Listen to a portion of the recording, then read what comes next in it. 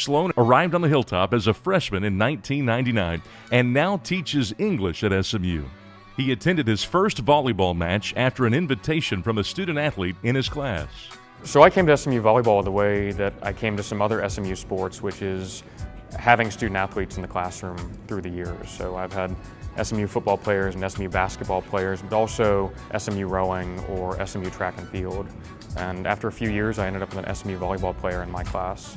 And I had told her what I've told other students, which is, if you're in theater here, I'll come watch a performance. If you're a student athlete here, I'll come watch a game or a match. And it just so happened that the match that I went to is when I took my daughters with me. Sloan and his oldest daughters have become fixtures in the stands at Moody Coliseum.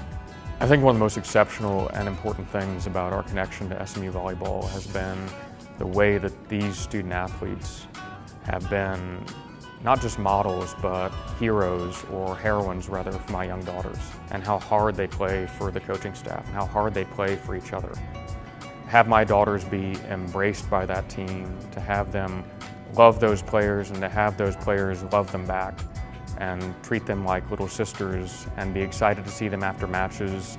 I had brought home these wooden Mustangs with the notion that one thing we could do with a long summer is I could get them some paints and they could turn into a craft project and decorate those Mustangs however they wanted to. But what they wanted to do was to paint them for SMU Volleyball.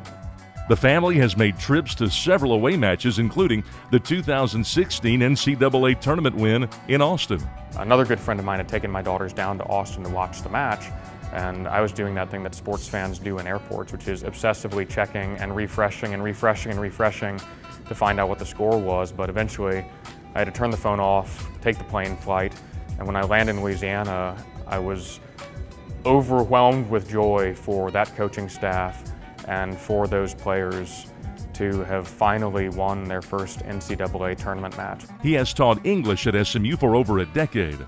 I think it helps a lot to have been a freshman here, to be teaching mostly freshmen here.